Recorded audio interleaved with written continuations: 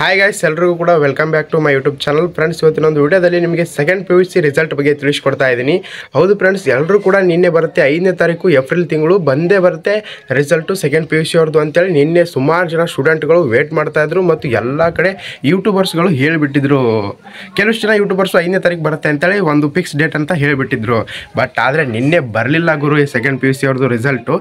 ಯಾಕೆ ಬರಲಿಲ್ಲ ಅಂತಂದರೆ ನಿಮ್ಮದು ವ್ಯಾಲ್ಯೂಯೇಷನ್ ಏನಿದೆಯಲ್ಲ ಅದು 21ನೇ ತಾರೀಕಿಗೆ ಸ್ಟಾರ್ಟ್ ಆಗಿ 3ನೇ ತಾರೀಕಿಗೆ ಕಂಪ್ಲೀಟ್ ಆಗಿದೆ ವ್ಯಾಲ್ಯೂಯೇಷನ್ ಕಂಪ್ಲೀಟ್ ಆದಮೇಲೆ ನಿಮ್ದು ಎಲ್ಲ ಒಂದು ರಿಸಲ್ಟನ್ನು ಸಿಸ್ಟಮ್ಗೆ ಅಪ್ಡೇಟ್ ಮಾಡಬೇಕಂದ್ರೆ ಒಂದು 3 ದಿನ ಆದರೂ ಬೇಕೇ ಬೇಕಲ್ಲ ಗುರು.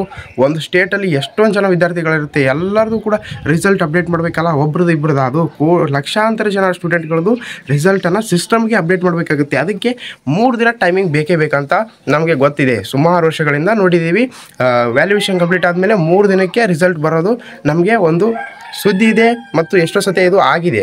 3 ಅಥವಾ 4 ದಿನ ಆಯಿತಾ. ಇವಾಗ ಬಂದುಬಿಟ್ಟು ವ್ಯಾಲ್ಯೂಯೇಷನ್ 3ನೇ ತಾರೀಕು ಕಂಪ್ಲೀಟ್ ಆಗಿದೆ. ಹೊಳ್ಳಿ 3ನೇ ತಾರೀಕು ಅಂತಂದರೆ ಇವತ್ತಿಗೆ 6 ದಿನ ಆಗುತ್ತೆ. ಇವತ್ತೇನು ಬರಲ್ಲ ಗುರು ರಿಸಲ್ಟು, 3 ದಿನ ಇವತ್ತಿಗೆ ಬರಬೇಕು.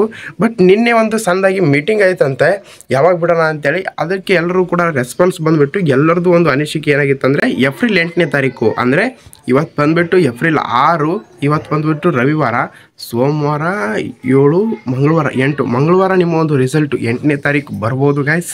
8ನೇ ತಾರೀಕು ಪಕ್ಕ ಬಂದೇ ಬರುತ್ತೆ. ಎಲ್ಲ ನ್ಯೂಸ್ ಚಾನಲ್ ಅವರು ಕೂಡ ಆಲ್ರೆಡಿ ಹೇಳ್ತಾ ಇದ್ದಾರೆ, ಎಲ್ಲರೂ ಹೇಳಿದ್ದಾರೆ 8ನೇ ತಾರೀಕು ಫಿಕ್ಸ್ ಡೇ ಅಂತಲೇ ಹೇಳ್ಬೋದು. ಪಕ್ಕ ಬಂದೇ ಬರುತ್ತೆ. ಟೈಮಿಂಗ್ ಬಂದು 10:30ಯಿಂದ 11:00ವರೆಗೆ ನಿಮ್ಮ ರಿಸಲ್ಟು ನಿಮಗೆ ಅಪ್ಡೇಟ್ ಆಗುತ್ತೆ. ರಿಸಲ್ಟ್ ನೋಡೋ ವೆಬ್ಸೈಟ್ ಕೂಡ ಗೊತ್ತಿದೆ ಅನ್ಕೋತೀನಿ, carresult.com ಅಂತೇಳಿ ಕರ್ನಾಟಕದ ಗೌರ್ಮೆಂಟ್ ಅಫಿಷಿಯಲ್ ವೆಬ್ಸೈಟ್ ಆಗಿರುತ್ತೆ. ಇನ್ನೊಂದು ಏನು ಗೊತ್ತಾ, ಇದರಲ್ಲಿ ರಿಸಲ್ಟ್ ಬರೋಕ್ಕಿಂತ ಮುಂಚೆ ಆ ವರ್ಷನ ಮೆನ್ಷನ್ ಮಾಡ್ತಾರೆ, ಅದರಲ್ಲಿ ಅಪ್ಡೇಟ್ ಮಾಡ್ತಾರೆ. ಇವಾಗ ಇಲ್ಲಿ ಇನ್ನೂ 2024 ತೋರಿಸ್ತಾ ಇದೆ ರಿಸಲ್ಟ್ ಹೋದ ವರ್ಷದ್ದು. ಅದನ್ನು ನೀವು ನೋಡ್ಬೋದು. ಬೇಕಾದ್ರೆ ನಾನು ನಿನ್ನೆ ನೋಡಿದಾಗ 2024 ತೋರಿಸ್ತಾ ಇತ್ತು, ಇವತ್ತು 2025 ಏನೋ ತೋರಿಸ್ತಾ ಇರ್ಬೋದು. ಬಟ್ ನಾನು ನೋಡಿಲ್ಲ ಇನ್ನೂ. ಬೇಕಂದರೆ ನೀವು ಹೋಗ್ಬಿಟ್ಟು ಗೂಗಲಲ್ಲಿ carresult.com ಅಂತ ಸರ್ಚ್ ಮಾಡಿ, ವೆಬ್ಸೈಟ್ ಬರುತ್ತೆ, ನೀವು ರಿಸಲ್ಟ್ ನೋಡೋ ವೆಬ್ಸೈಟ್ ಅದು. ಅದನ್ನ ಓಪನ್ ಮಾಡ್ಕೊಂಡ್ಬಿಟ್ಟಾಗ ನಿಮಗೆ ಗೊತ್ತಾಗುತ್ತೆ. ಅಲ್ಲಿ ಏನಾದರೂ 2025 ಅಂತ ಅಪ್ಡೇಟ್ ಆಗಿತ್ತಂದರೆ ಅದು ಮರುದಿನಾನೇ ರಿಸಲ್ಟ್ ಬರುತ್ತೆ ಅಂತೇಳಿ ಅರ್ಥ. ಹೌದು ಫ್ರೆಂಡ್ಸ್, ಅಲ್ಲಿ 2025 ಅಂತೇಳಿ ಅಪ್ಡೇಟ್ ಆಗಬೇಕು. ಇವತ್ತು ಆಗಿಲ್ಲ ಆದರೂ ನಾಳೆ ಆಗುತ್ತೆ. ಯಾಕಪ್ಪ ಅಂದರೆ ನಾಳೆ 7ನೇ ತಾರೀಕು, 8ನೇ ತಾರೀಕು ರಿಸಲ್ಟ್ ಬಿಡಬೇಕಲ್ಲ, 7ನೇ ತಾರೀಕು ಅಪ್ಡೇಟ್ ಮಾಡ್ತಾರೆ. ನಾಳೆ ಚೆಕ್ ಮಾಡ್ಕೊಳ್ಳಿ ಇಲ್ಲಿ 2025 ಅಪ್ಡೇಟ್ ಆಗುತ್ತಾ ಇಲ್ಲ ಅಂತೇಳಿ. ಆಮೇಲೆ ಏಪ್ರಿಲ್ 8ನೇ ತಾರೀಕು ನಿಮ್ಮ ರಿಸಲ್ಟು ಪಕ್ಕ ಬಂದೇ ಬರುತ್ತೆ ಗೈಸ್. ಯಾಕಂದರೆ ಎಲ್ಲರೂ ಹೇಳ್ತಾ ಇದ್ದಾರೆ.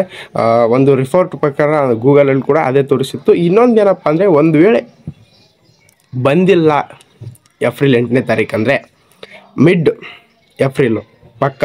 ಯಾಕಪ್ಪ ಅಂದರೆ ಗೂಗಲಲ್ಲಿ ಗೌರ್ಮೆಂಟ್ ವೆಬ್ಸೈಟ್ ಅಂತಲೇ ಅಲ್ಲಿ ಬಂದಿದೆ. ಸೆಕೆಂಡ್ PUC ರಿಸಲ್ಟ್ ಯಾವಾಗ ಅಂತ ಸರ್ಚ್ ಮಾಡಿದರೆ ಮಿಡ್ ಏಪ್ರಿಲ್ ಅಂತ ತೋರಿಸಿದೆ. ಮಿಡ್ ಏಪ್ರಿಲ್ ಅಂದರೆ 15 ಒಳಗೆ ಅಂದರೆ 14, 12 ಹೋದ ವರ್ಷ ಸೆಕೆಂಡ್ PUC ರಿಸಲ್ಟು ಆಚೆ ವರ್ಷನೂ ಹೋದ ವರ್ಷ 12ನೇ ತಾರೀಕಿಗೆ ಬಂದಿತ್ತು. 12, 13 ಅಥವಾ 15 ನಂತರ 16, 17 ಈ ಥರ ಕೂಡ ಬರ್ಬೋದು. ಒಂದು ವೇಳೆ 8ನೇ ತಾರೀಕು ಬಂದಿಲ್ಲ ಅಂದರೆ ಮಾತ್ರ, ಬಂತಂದರೆ ಬಿಡಿ ಗುರು, ಏಕೆ ಟೆನ್ಷನ್ ಮಾಡ್ಕೊತೀರಾ. ಹಾಗೆ ನಿಮ್ಮದೇನೋ ರಿಸಲ್ಟ್ ಬರುತ್ತೆ. ನಮ್ಮ ಚಾನಲ್ ಕೂಡ 7,000 ಸಮೀಪ ಸಬ್ಸ್ಕ್ರೈಬರ್ಸ್ನ ಕಂಪ್ಲೀಟ್ ಮಾಡ್ತಾ ಇದೆ. ಇವಾಗ 6,700 ಏನೋ ಇದೆ. ಇನ್ನೊಂದು 200-300 ಸಬ್ಸ್ಕ್ರೈಬರ್ಸ್ ಅಷ್ಟೇ. ಬೇಗ ಎಲ್ಲರೂ ಸಬ್ಸ್ಕ್ರೈಬರ್ನ ಮಾಡ್ಕೊಂಬಿಟ್ಟು ಆದಷ್ಟು ಬೇಗ 7,000 ಸಬ್ಸ್ಕ್ರೈಬರ್ಸನ್ನು ಕಂಪ್ಲೀಟ್ ಮಾಡಿ. ಅದಾದಮೇಲೆ 10,000 ಕಂಪ್ಲೀಟ್ ಮಾಡೋಣ. Thank you so much. Love you all.